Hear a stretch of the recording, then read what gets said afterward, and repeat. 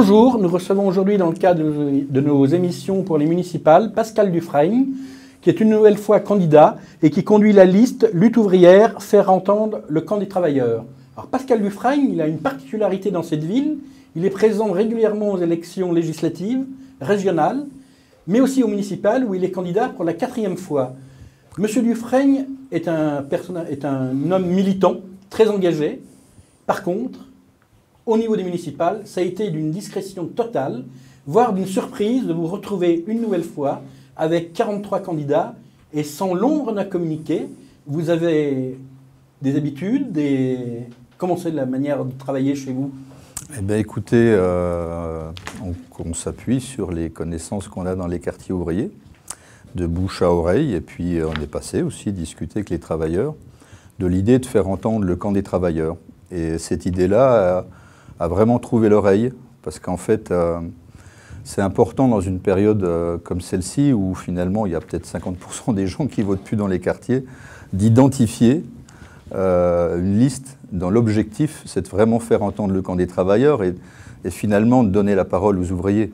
Parce que notre liste, elle est à 100% composée d'ouvriers, de chômeurs, de retraités anciennement ouvriers, de mères au foyer, d'intérimaires. Donc c'est vraiment une liste de gens qui vivent les difficultés des gens des quartiers qu'on veut présenter dans la ville de Châlons. D'ailleurs vous-même, Pascal Dufresne, vous avez été salarié de l'entreprise Kodak, puis après de la SNCF, et vous travaillez actuellement à Dijon. Oui, malheureusement j'ai été muté à l'insu de mon plein gré, j'étais à Chagny, et j'ai été muté sur Dijon, donc je fais les allers-retours. Et voilà, comme beaucoup d'ouvriers, en réalité, ce que j'ai fait, c'est pas plus, pas moins que tous mes copains de Kodak qui ont été licenciés en 2006. Moi, en 2010, ça a un peu été une période difficile pour nous tous, de connaître des licenciements, mais la ville de Châlons, elle en connaît depuis déjà maintenant 40 ans, je devrais dire. Oui, avec les licenciements en Framatome. Bien sûr, bien sûr. Est-ce que les mouvements sociaux de ces derniers mois, notamment celui lié aux retraites, vous ont donné un souffle à votre mouvement, Lutte ouvrière, qui est incarné nationalement par Nathalie Arthaud, qui a repris la succession d'Arlette Laguiller? Bah écoutez, déjà les Gilets jaunes, ça a amené une petite bouffée d'air quand même, il faut le dire, dans le paysage politique. Ça a montré qu'il y a une vraie colère qui est là, de gens qu'on n'a peut-être pas l'habitude de voir s'inviter dans la rue, qui sont des retraités, souvent très pauvres, ou des gens des petites boîtes, des gens des quartiers, qui disaient que la vie était chère, qu'il fallait des augmentations de salaire, etc. Et tout dernièrement, donc du coup, il y a le mouvement auquel je participe depuis le 5 décembre. Et oui, de ce point de vue-là, je peux vous dire que c'est un vrai bol d'air frais. Finalement, c'est la première fois depuis 25 ans que le monde ouvrier relève la tête. Et ça compte beaucoup parce qu'en réalité, ça a montré qu'il y a deux camps dans ce pays. D'un côté, Macron, son gouvernement, et au-dessus de lui, la finance, les gens très riches, les grandes multinationales, et de l'autre côté, tous ceux qui veulent vivre de leur travail, des pauvres, des ouvriers, des retraités qui sont avec nous. Et puis on s'est retrouvés finalement, pas que des cheminots et des collègues de la RATP, d'autres catégories nous ont rejoints au fur et à mesure que les semaines se passaient, notamment les profs. Et ça, franchement, c'est une première bataille, c'est une première victoire déjà d'avoir relevé la tête, et bien sûr que ça compte dans le moral. Alors, pour les municipales, un problème se pose à Châlons, entre autres, un problème se pose au centre hospitalier, à Châlons, où il y a un manque de personnel criant.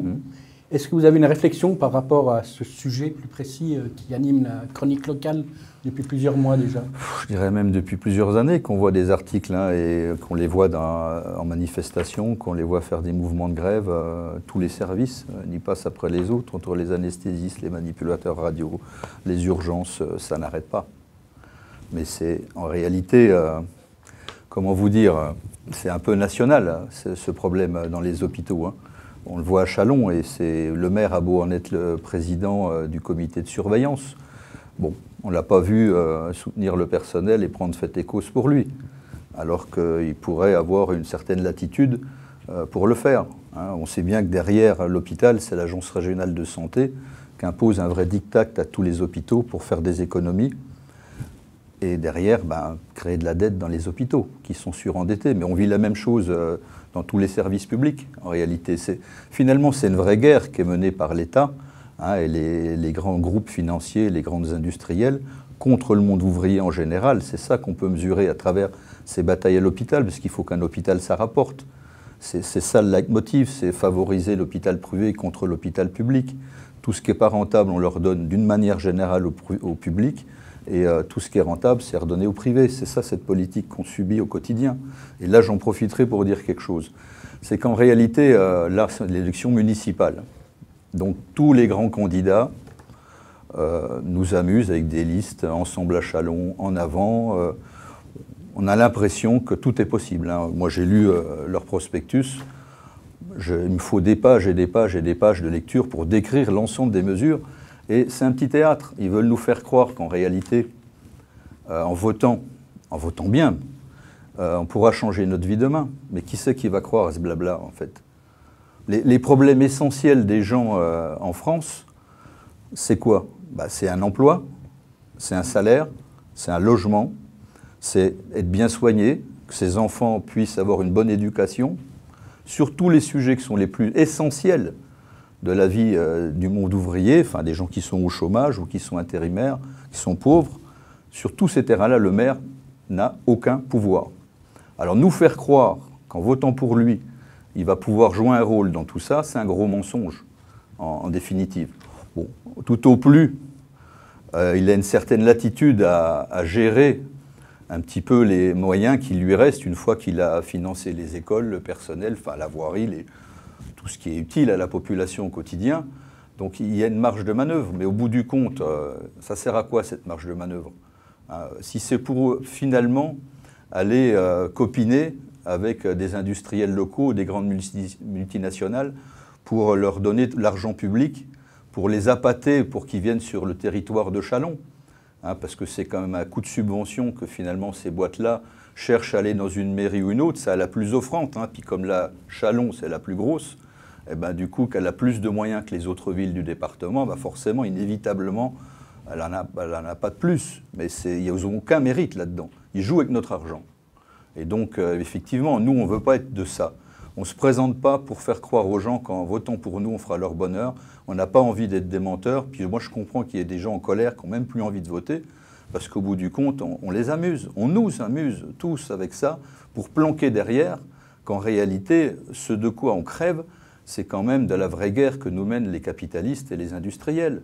Et finalement, c'est là où la responsabilité de ces candidats des grands partis est importante, c'est qu'ils sont vraiment les complices de ces attaques et de cette guerre qui nous est née. Parce qu'ils sont tous les candidats de grands partis nationaux qui, au gouvernement, nous mènent la guerre. Et là, ils arrivent, j'ai plus d'étiquette, je suis un homme, je me présente à vous tout nu, je suis venu avec des colistiers, on va vous aimer, on va faire tout ce qui est beau pour vous. Non, ça suffit, tout ça, ça suffit. Et moi, je dis qu'à un moment donné, il faut quand même dire les vraies réalités. La commune, elle n'a pas des énormes moyens.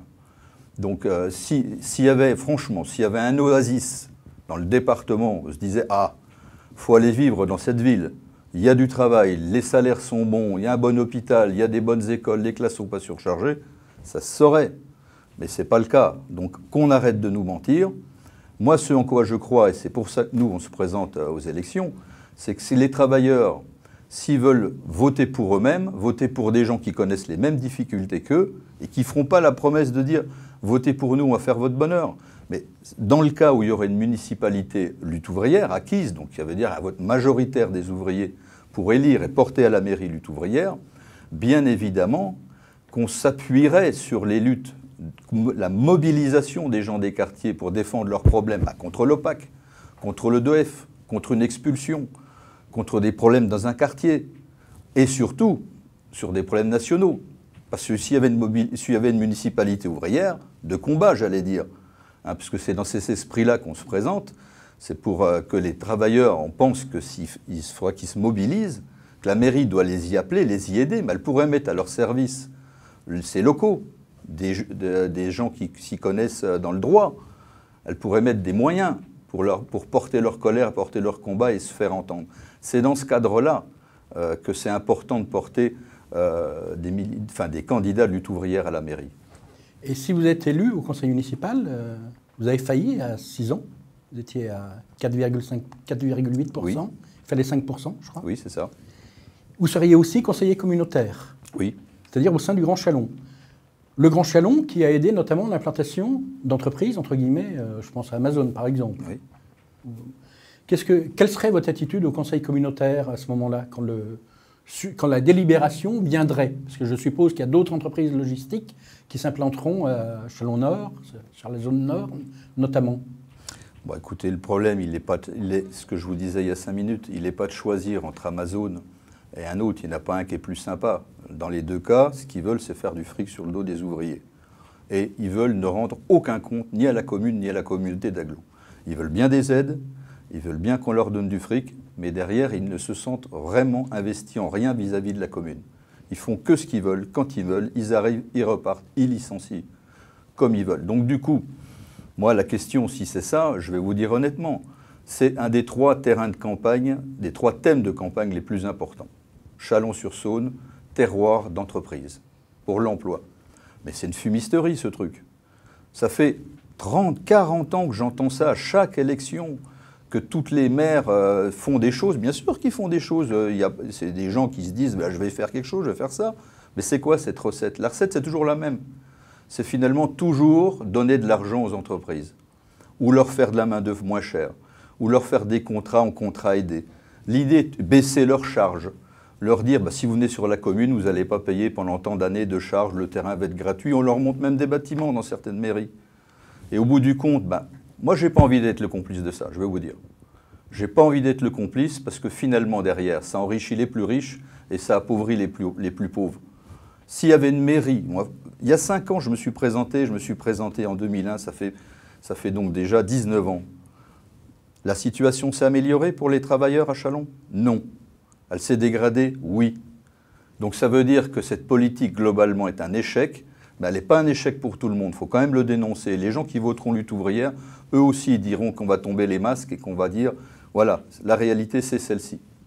Alors aujourd'hui, cette année plus particulièrement, la vie politique et la vie municipale est marquée par le phénomène des écologistes et notamment par la transition écologique. Est-ce que vous avez non pas des propositions, mais quelques idées à soumettre dans ce cadre du débat?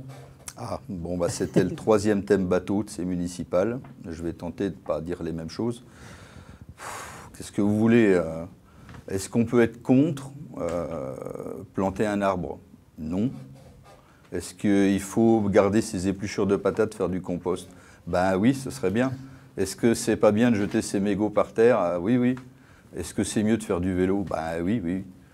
Franchement, là encore, on se moque du monde, c'est de l'enfumage. C'est l'arbre qui cache la forêt. On veut accuser les gens de faire ces petits gestes quotidiens et en disant que c'est tous ces petits gestes-là qui créent la pollution sur la planète. Mais c'est une blague. Moi, je ne me sens pas du tout accusé par ça. Quand je vois les Lubrizol qui ont pollué 9500 tonnes, ou les AZF en remontant pluvieux, quand je parle de la déforestation dans certains pays du monde, l'abattage pour l'huile de palme, et j'en passe, et des meilleurs sur la pollution des plastiques, etc., et qu'on vienne me parler d'un chewing-gum collé par terre, je pense qu'on se moque carrément du monde. Si c'est ça l'écologie, c'est pas la mienne. Parce que moi, être écologiste, c'est déjà dénoncer le capitalisme, qui est le premier pollueur sur cette planète. Dans un second temps, nous aborderons avec Pascal Dufraigne les problèmes liés à la démocratie locale et aux solidarités.